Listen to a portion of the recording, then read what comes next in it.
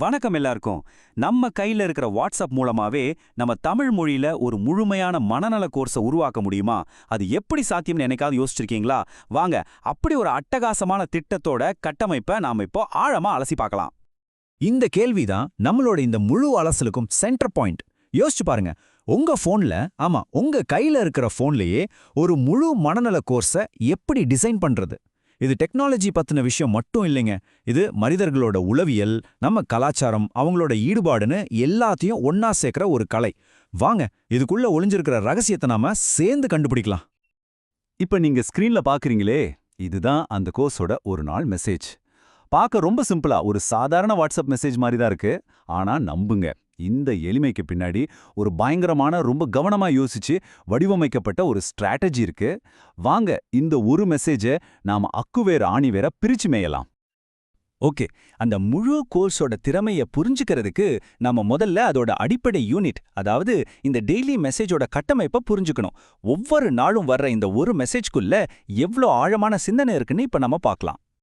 இந்த கோர்ஸ்ல அனுப்பப்படுற ஒவ்வொரு மெசேஜும் ஏதோ தற்செயலா டைப் பண்ணி அனுப்புறதில்ல. அதுக்குன்னு ஒரு ஃபார்முலா, ஒரு சீக்ரெட் ரெசிபி இருக்கு.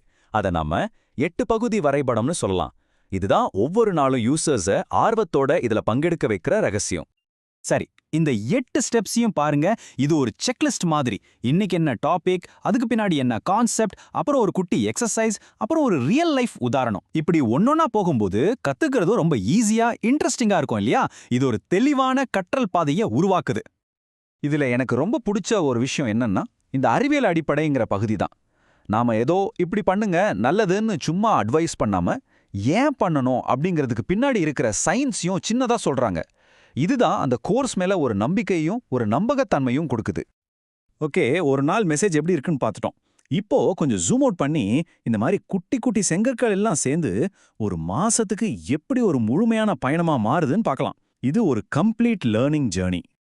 இந்த அட்டவணையை பாருங்களேன், எவ்வளோ அழகா யோசிச்சு டிசைன் பண்ணிருக்காங்கன்னு புரியும். வாரம் மனசை பத்தி பேசிக்ஸ், அடுத்த வாரம் நம்மள நாமே கவனிக்கிறது, 3வது வாரம் கோவம், பதட்டம் இதையெல்லாம் எப்படி ஹேண்டில் பண்றதுன்னு, கடைசி வாரம் ரிலேஷன்ஷிப்ஸ். பாத்தீங்களா, ஸ்டெப் பை ஸ்டெப்பா ஒரு வளர்ச்சிக்கு இது வழிகாட்டுது. சரி, கண்டென்ட் சூப்பரா இருக்கு. ஆனா அதை கொண்டு போய் சேர்க்கிற வழி, அதுதான் வாட்ஸ்அப். ஏன் வாட்ஸ்அப்? வேற எத்தனையோ ஆப்ஸ் இருக்கே. வாட்ஸ்அப்ல அப்படி என்ன ஸ்பெஷல்? இதுக்கு பின்னாடி என்ன ஸ்ட்ராட்டஜி இருக்கு? இந்த நம்பரை பாருங்க, 99%. என்னது இது? இதுதான் வாட்ஸ்அப் மெசேஜ்களோட ஓபன் ரேட். அதாவது நீங்க அனுப்புற 100 மெசேஜ்ல 99 மெசேஜை மக்கள் உடனே திறந்து பார்க்கறாங்க. இது வேற எந்த பிளாட்ஃபார்ம்லயும் நடக்காத ஒரு மேஜிக். இமெயில் மார்க்கெட்டிங் பண்றவங்களுக்குலாம் இது ஒரு கனவு மாதிரி. மெசேஜை ஓபன் பண்ண வச்சா மட்டும் போதுமா? அவங்கள உள்ள இழுக்கணும் இல்லையா? அதுக்கு தான் இந்த 3 விஷயங்கள். அப்பப்போ ஒரு குட்டி போல், ஒரு வாய்ஸ் நோட்ல தியானம், நம்ம ஔவையார் பாட்டுல எந்த ஒரு வரின்னு இப்படி செய்யும்போது அது வெறும் மெசேஜா இல்லாம ஒரு உரையாடலா மாறுது. ஓகே, இப்ப நாம பார்க்க போறது தான் இந்த முழு கோர்ஸோட ஆணிவேர்.